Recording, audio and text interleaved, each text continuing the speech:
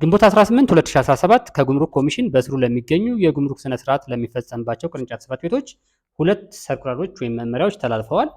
የመጀመሪያው ከአሁን በፊት ወደ ግብፅ ሀገር በሲኤዲ ወይም በካሽ አጌንስት ዶክመንት ሲላኩ የነበሩ ቡናና ሌሎች ምርቶች ለተላከው ምርት ተመጣጣኝ የሆነ ገቢ ወይም ደግሞ የውጭ ምንዛሬ ክፍያ በብሔራዊ ባንክ መመሪያ መሰረት የጊዜ ገደቡን ጠብቆ እየተከፈለ ባለመሆኑ ብሔራዊ ባንክም ይህንን በመረዳቱ ከሚያዝያ 30 2017 ጀምሮ ቡና እንዲሁም ሌሎች ምርቶች ወደ ግብፅ ሀገር ሲላኩ መላክ የሚችሉት በአድቫንስ ፔመንት ወይም ደግሞ በሌተር ኦፍ ክሬዲት ኤልሲ ብቻ እንደሚሆን መመሪያው እወቁልኝ ብሏል።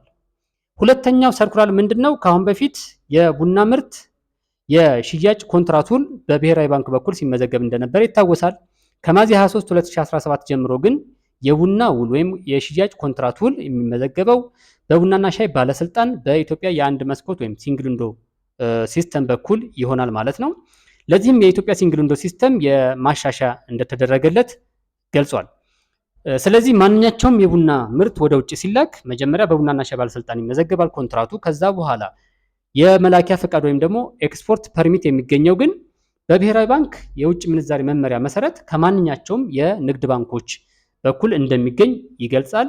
ምናልባት ከአሁን በፊት በብሔራዊ ባንክ የተመዘገበ ውል ከሆነ ግን ጊዜው እስኪመጠናቀቅ ድረስ በዛው በብሔራዊ ባንክ የመላኪያ ፈቃድ ወይም ኤክስፖርት ፐርሚት ያገኛል ማለት ነው። ሙሉ መመሪያውን በቴሌግራም ቻናላችን ላይ አስቀምጠንላችኋል ቤተሰቦቻችን። ስለዚህ የሰበዝ ትሬኒንግ ቴሌግራም ቻናል ቤተሰብ በመሆን ሙሉ መመሪያውን ማግኘት ይቻላል። ለሌሎችም እንዲደርስ ሼር፣ ኮፒ ሊንክ ያድርጉ። እናመሰግናለን።